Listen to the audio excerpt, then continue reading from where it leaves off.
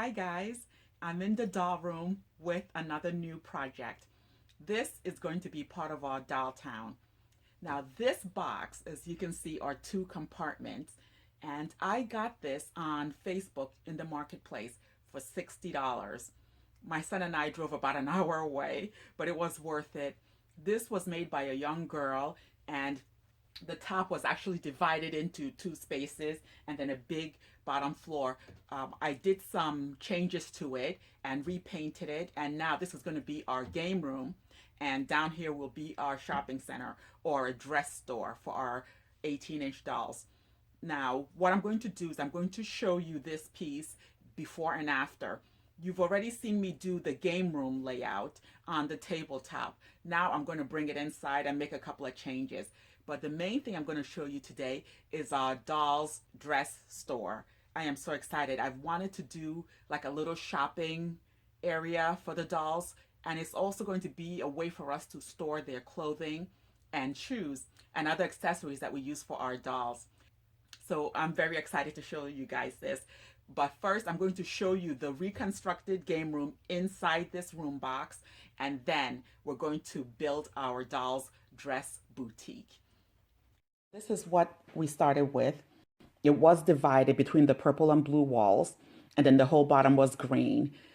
Now, basically, it was nicely built, which is why I wanted to buy it, because for $60, you couldn't get this much wood and already constructed for $60, so it's well worth it. So this is what it started with. Then we removed everything, gave it one coat of paint, and then the final coat of paint. Before we get started, I wanted to show you what we have on top of the two doll rooms. We have Molly's camp tent and Luciana's Mars habitat. The Mars habitat we got for a really great deal, but the shipping was ridiculous. But overall, it was still worth it. It came with a box full of parts and pieces for the habitat that we still have to put together. There were no instructions or anything, but we have this cutout from American Girl Doll magazine to show us what at least part of the habitat looks like. So we'll be able to put it together using that as a reference. And I'm going to look forward to doing that with Olivia. For the game room, I found these two pieces at the thrift store. This is a really nicely made doll size table for an American Girl doll. And we found a tabletop pool table.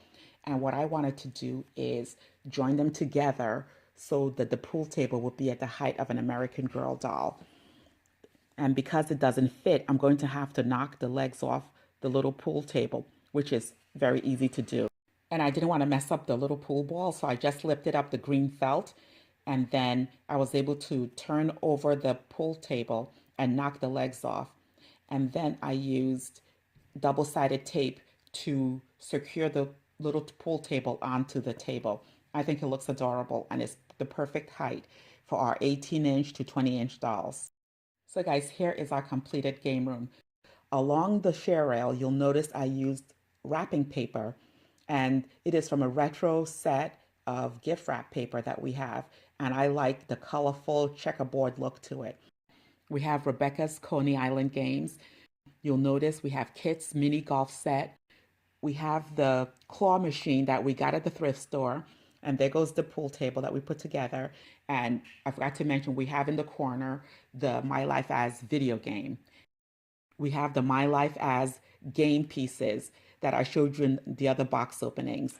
You've seen most of these pieces before, and I've done box openings for some of them, but now they're all in the same space, and I think it works out really well. So here the dolls are, all enjoying the game room, and I think it works out well. Now let's work on the doll boutique. The first thing I did was cover the floor with cardboard and then cover the cardboard with contact paper. Now the contact paper that I used, I got at the thrift store, and I just loved it. So I saved it looking for a project, and it was enough to cover this whole floor. And I covered the cardboard first instead of putting the contact paper directly on the floor, because I know I'm going to change my mind at some point, and it will be really easy to just recover the cardboard and switch out the flooring. Next thing I did was to use this Dollhouse cabinet that you get at Target. We got ours at a yard sale, and we're going to use it as the backbone for our doll boutique. The one we're using needs a lot of work. There's some damage to it, but I'm going to repair all that. And what I'm going to do first is take the doors off. The doors are very pretty, pink and white design, and I'm going to use it in part of the boutique. Right now, I took the doors apart and I was able to connect the other piece to the two doors that were connected together. And I'm going to use this as part of a screen changing area in the doll boutique. We actually have two of these. One had plain doors. So what I did was put one on its side and put the other one against the back wall. This is the backbone of our doll boutique. The next thing we're going to do is show you where the little changing area is going to be. It has a little mirror, and off to the side, we're going to use this as a screen changing area combination. I think this is just so cute, and I love the way it came out. Also, in our flea marketing travels, we came upon these three shadow boxes. They have a Parisian theme to it, and we're just going to use it as stacking shelves in the boutique. The three shadow boxes come in three sizes. The smallest one we're going to put in between the two cabinets to act as a stand and display. And the other two we're going to stack on top of each other on the left side of the boutique. In the very front, we have an American Girl baking table. One side is pink, the other side is white. I decided to use the pink side facing out to complement the floor and the screen changing area. Whenever I go to the thrift store or the flea market and I find these dress forms, I tend to buy them. I just like them, and I've used them for display in my shop.